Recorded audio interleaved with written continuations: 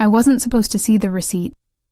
It was tucked between the pages of a Better Homes and Gardens magazine on the side table, where I sat during one of my rest days. The kind of days where my bones felt full of cement and my mouth tasted like iron and ash. Chemo had stripped everything: appetite, energy, even the soft fuzz from my scalp. But somehow, I still had just enough left to open that glossy cover and let the paper fall into my lap. A booking confirmation.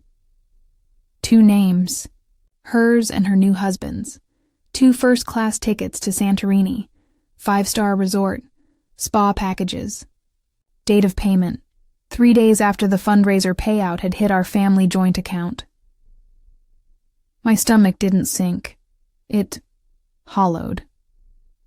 I placed the receipt back inside the magazine, carefully, like I might bruise it. My hands didn't shake. They never do when I'm truly hurt. They just go still. I had stage 3 Hodgkin's. The good cancer, they said. The lucky kind. My sister cried louder than anyone at the diagnosis. She took selfies with me in the hospital. Posted everyone with hashtags: fighter, family, first pray for her. Donations flowed in, distant cousins, strangers, college friends I hadn't spoken to in years. Even my old art teacher from middle school sent $50 with a handwritten card. I didn't see any of it. The money, the messages. They told me it was better if they handled it, while I focused on treatment. So I focused on staying alive, on keeping food down, on remembering my name on the hard days. She got married 2 months into my chemo. A small thing, she said. Too small to stress me with. Too small to invite me.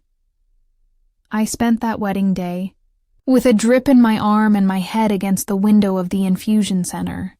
The sun was cold that day, bright but distant, like the world was pretending to be kind. She sent me one photo. Her dress was lace and pale blush. She looked beautiful. She always does. Mom said I should be happy for her. After all, she whispered as she adjusted my blanket, she deserves some joy after all the stress of your diagnosis.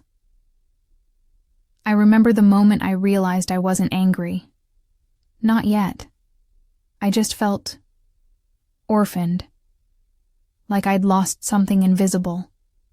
Not a home, not a family, but the idea of one. I kept the receipt. I didn't tell them I found it. Not then. I tucked it in the back of my sketchbook, where I'd started drawing again in soft graphite. A girl floating underwater. A woman with ivy growing from her chest.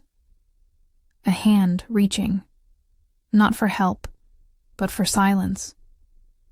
I wish I could say I cried, that I screamed, that I confronted someone.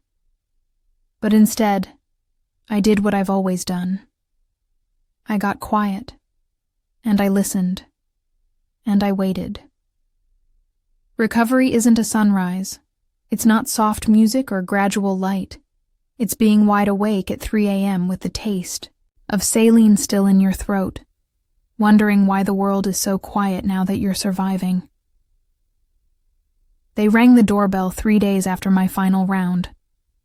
I watched them through the peephole first.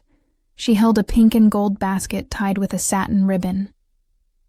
He stood behind her with a wide, glossy smile, the kind that always made me think of polished teeth rather than warmth. My sister knocked once. More. Surprise! We brought you something.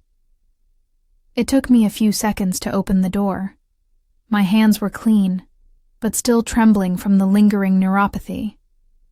She hugged me like I was porcelain, like she thought touching me too hard might shatter me, or maybe reveal that she hadn't been thinking of me at all. It's a recovery basket, she said, placing it on the kitchen counter like it was an offering. Hand-selected by me. teas, candles, a little notebook you can write your healing journey in. She said, "Healing journey?" The same way she said, "honeymoon suite." Bright, unbothered, Instagram-worthy. He stood near the door, looking at my bookshelf like it bored him. "You look stronger," he offered, eyes never quite meeting mine. I nodded. I didn't thank them. The notebook was wrapped in gold tissue. On the first page, in her handwriting, "Be proud of the strength you gave all of us." It didn't feel like encouragement. It felt like a receipt, a line to excuse everything else. After they left, I made tea. The one she picked had dried hibiscus and orange peel. It tasted like something that wanted to be sweet, but had been left out in the cold. I sat in the same armchair where I'd first found the receipt weeks earlier. The magazine was gone now. So was the illusion. Recovery made me invisible in a different way. Before, I was the brave one, the fighter, the reason people shared hashtags and held candlelight fundraisers. After, I was just the tired girl who didn't bounce back. They stopped calling as often. Messages slowed. My mother suggested I should try smiling more. "It helps rewire your spirit," she said, as though my spirit had simply gotten lazy. A week later, I overheard my name in the hallway. "She's still not working?" I thought she was done with all that. "She's had enough time," my brother-in-law muttered. "We can't keep playing nurse forever." And then her voice, soft and sharp. She should be grateful she didn't have to go through it alone. We gave her everything she needed. Gratitude. It always circles back to that. Like I'm supposed to thank them for the money that was never theirs. For a wedding they didn't invite me to. For a recovery basket filled with guilt instead of love. I pulled the sketchbook out that night. Added a new drawing. A girl sitting in a basket, drowning in roses and ribbons. Her eyes hollow, her lips stitched closed. Next to it I wrote, "This is the version of me they love, voiceless and decorative. I didn't speak to them for a while, not out of malice, but because I needed to remember the sound of my own voice before I gave it to anyone else." I was diagnosed on a Tuesday. By Wednesday night, the Facebook page was already up. Help her fight, Emily's cancer journey. Yes, that's my name. But the page didn't feel like mine. It felt like a campaign someone else was running with my face. The banner was a photo I didn't remember being taken. I was in a hospital bed, cheeks pale and eyes sunken, with my sister leaning in beside me, grinning. I wasn't even looking at the camera. I looked like I was trying not to throw up. I scrolled for hours, through the posts, photos of us as kids, childhood birthdays. Captions like, "We've always been close, please help me save her." My favorite, "She's too humble to ask for help, so I'm asking for her. Every dollar will go to her treatment, her healing, and her dreams after this battle." That part made my throat tighten, because I hadn't been asked, because I hadn't even been told. The account was linked to our family's joint savings account. That had always existed for emergency needs, and since I moved back in after the diagnosis, it seemed natural they'd use it. Or so they said. 47,322ers. That's what the final count on the fundraiser said before the posts stopped, before the page went quiet, before my sister changed her profile picture to one of her honeymoon photos, her in white sunglasses, him shirtless by the cliffs of Oya. The first time I asked about the fundraiser money, Mom just said, "We handled everything, sweetheart. It's all taken care of. And that was it. Taken care of. Like I was a bill, a chore, like the cost of saving me had been paid in full. And now everyone else could move on.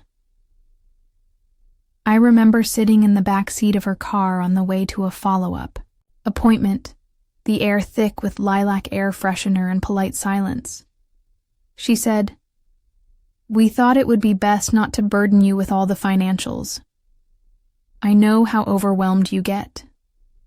Then, without skipping a beat, she added, "And besides, you got through it. We made it happen." The word landed wrong, like a trophy passed between hands that never bled. I started keeping notes, quietly, printed bank statements, screenshots, every transaction I could trace. A $2,700 payment to Celestial Travel Co., a $1,200 deposit for Luna Spa and Suites, a $4,000 charge at Maison Blanche Bridal. My name was nowhere near any of it. The anger didn't come loud. It came like fog under a door. Slow. Cold. Undeniable once it touched my feet. One night I opened the sketchbook again. New page. Soft pencil. A girl, hollow-eyed with cords running from her chest into the walls of a house filled with laughing faces, and below it, "You can drain someone without ever touching them." They still hadn't noticed that I had stopped speaking, much in family group chats. Still hadn't asked why I no longer joined them for dinners. Still hadn't realized that while they celebrated my healing, they never once looked into my eyes to see what was left of me. But I had started noticing everything, especially the cracks. I used to sit quietly through dinners, nod when spoken to, smile when expected, keep the conversation soft and smooth, like linen folded over broken glass. But something changed the night we gathered at my sister's new condo. The one she said was a miracle deal, after the honeymoon. I didn't ask how they could afford the marble counters. I already knew. Mom brought roasted chicken. Dad opened a bottle of wine. And my sister lit candles, all from the same wellness brand she bought with donation codes. I brought nothing. Just myself, and a silence I no longer owed anyone. At the table, they talked around me like I was part of the furniture. "She's thinking of launching her own candle line," my mom said, glowing with pride. That honeymoon really gave her clarity. My father chuckled, mouth full. "All that sun. It healed you both." And then her voice, soft and self-satisfied. Honestly, that trip gave me so much perspective. I feel reborn. They all raised their glasses. I didn't lift mine. I just watched the condensation drip down the stem, pooling near my untouched plate. The chicken smelled of thyme and oil, but all I could taste was iron. When my name finally came up, it wasn't about me. Not really. "I mean," she said, carefully slicing her food, "now that you're doing better, maybe you could help me run the candle page. You're artistic. We could be like partners." She smiled like she'd handed me a golden key. "You could even design the labels," she added. "Something meaningful, about survival." Survival, they always say it, like I got away clean. Like nothing inside me burned. I didn't answer right away. I wanted to see if anyone would notice the pause, the weight in it, the thud of truth beneath the quiet. But no one looked up, so I placed my napkin gently on the table, pushed my chair back, and stood. "Thank you," I said softly. "For dinner." "Oh, are you okay?" Mom called after me, half standing.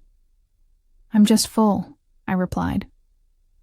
That night, I didn't cry, didn't sketch, didn't write. I logged into the donation platform, clicked Request Records. They emailed me the archived data within 24 hours, name by name, every donor, every message, dozens of people who thought they were helping me. And I knew most of them. One name stopped me cold, Ava Calloway, $1,000. I hope this helps her get the treatment she needs. Ava had been my best friend in high school. She didn't know what had really happened. She didn't know they used her kindness to buy oceanfront massages and lavender robes. But I did. The next morning, I sent Ava a message. Hi.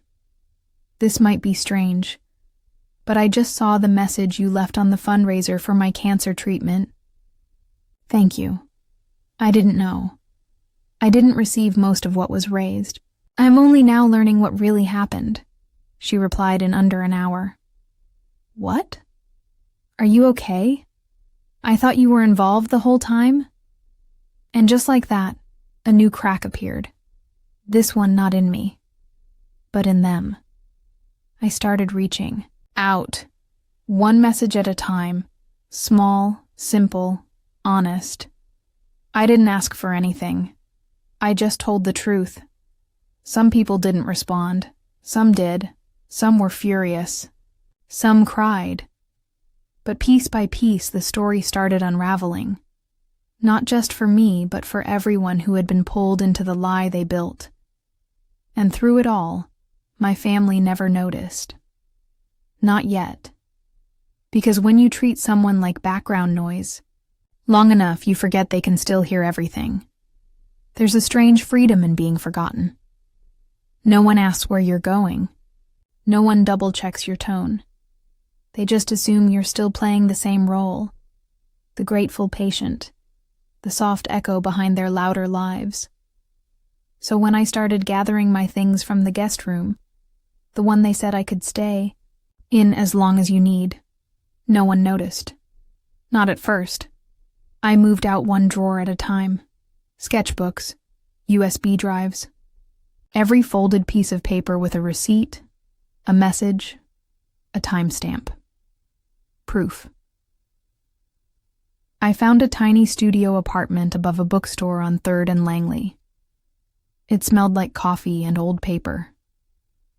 The landlord gave me one look and said, "Quiet ones like you, keep the place peaceful."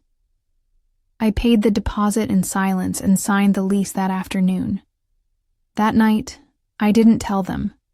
I just sat at the dinner table again, like always, passed the salt, smiled faintly, listened to them discuss candle, scents and Instagram algorithms, and the new stroller their friend wanted to order. The one from Sweden with the carbon wheels. And I felt it again. That chill of distance, not from illness, but from clarity. They never asked why I'd started turning down their dinner invites, or why my room grew emptier each week, or why the family account, the one they quietly removed, me from months ago, now had 3 reverse transfers marked unauthorized. I filed the dispute quietly, patiently. The bank asked for documentation.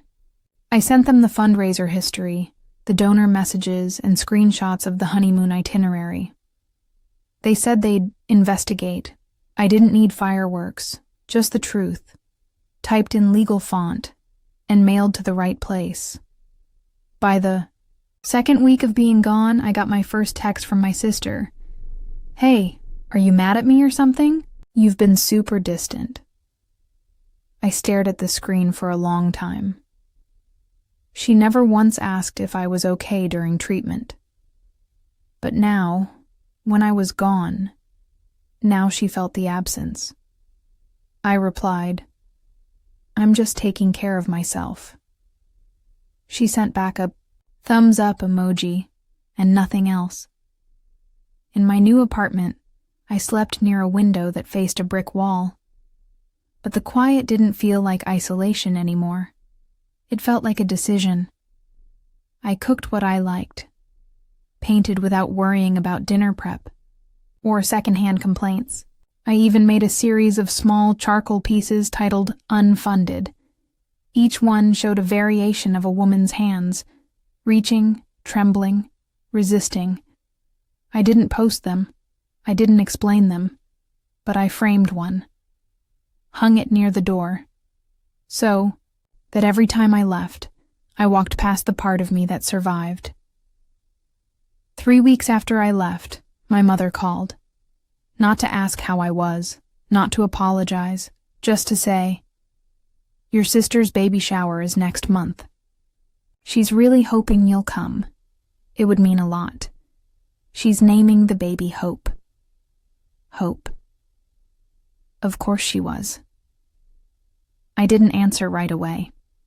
Just pressed the phone to my chest and listened to the sound of my own breath filling the room. In, out, whole. They didn't know I wasn't coming. Not until the folding chairs were set.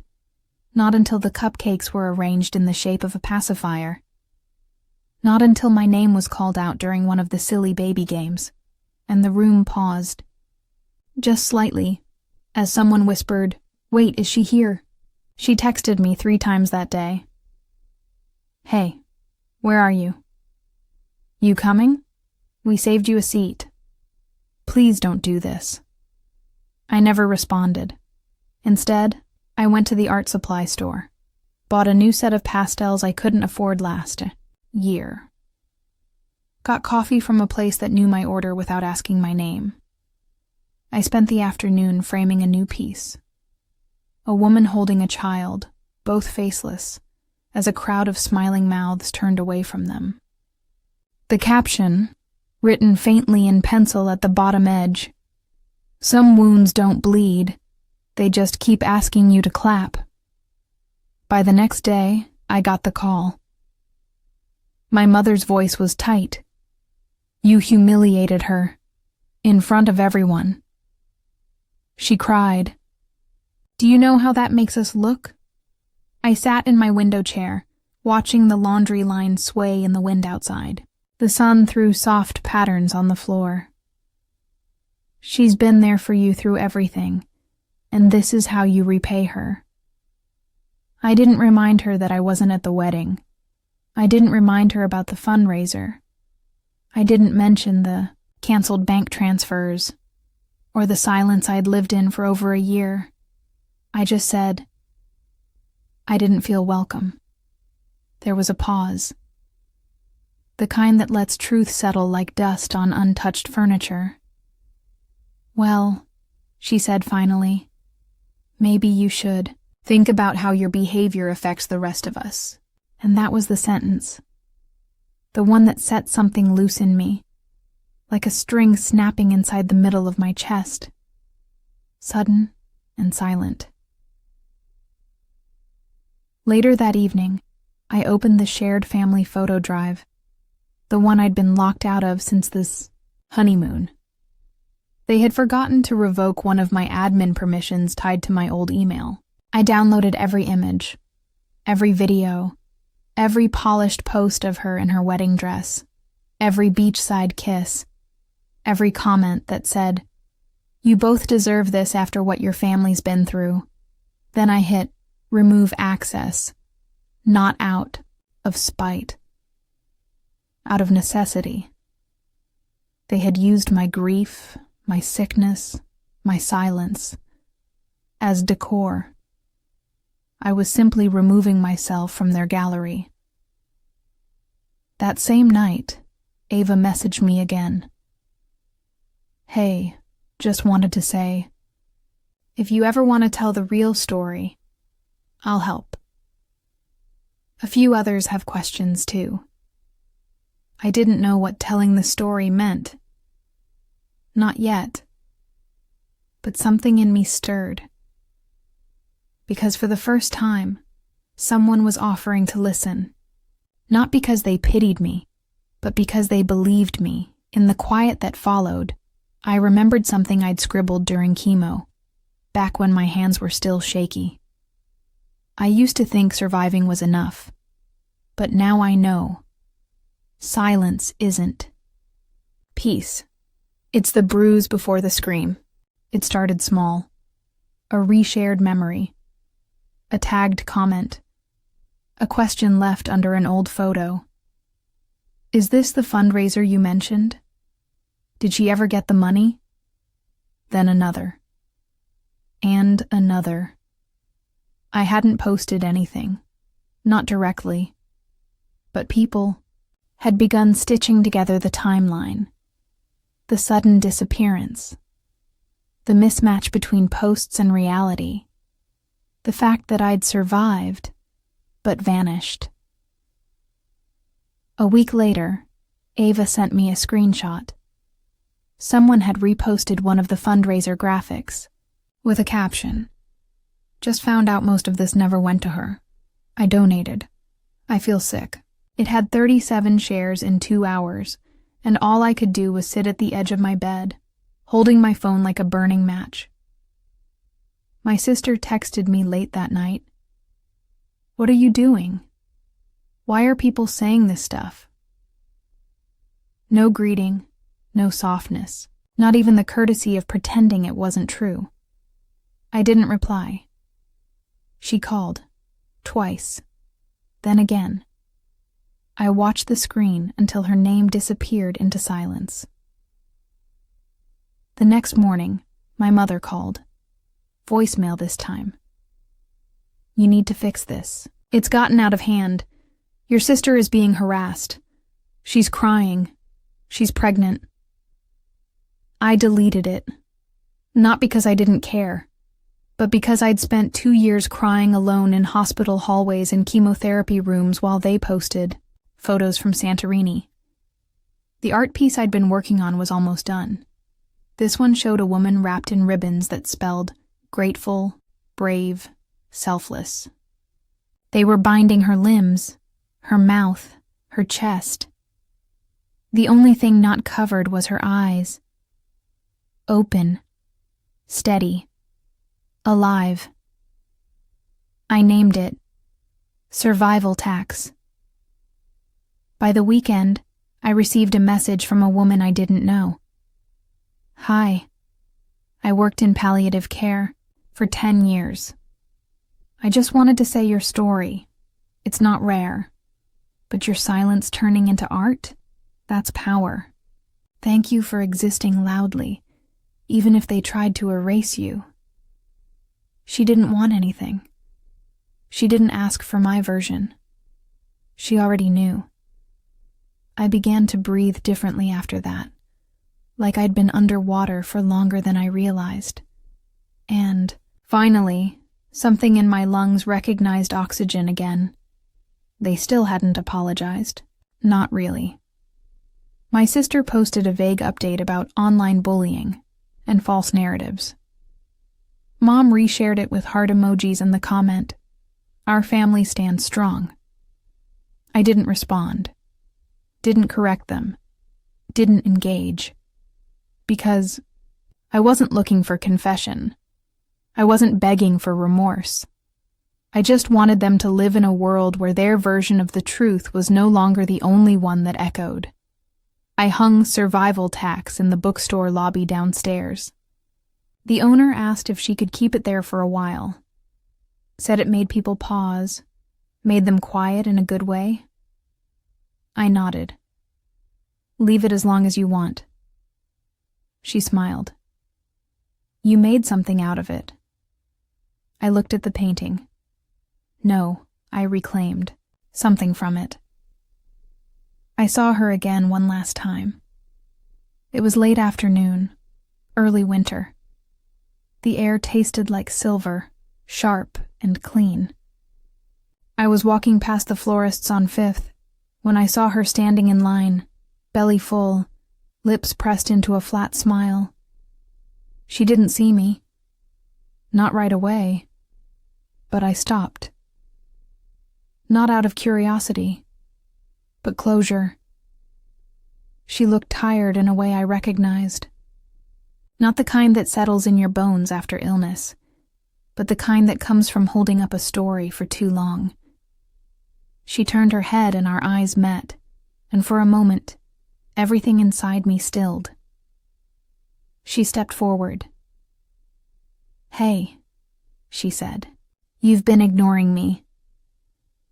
I didn't speak. I don't know what you think happened, but I didn't do anything to hurt you. I looked at her.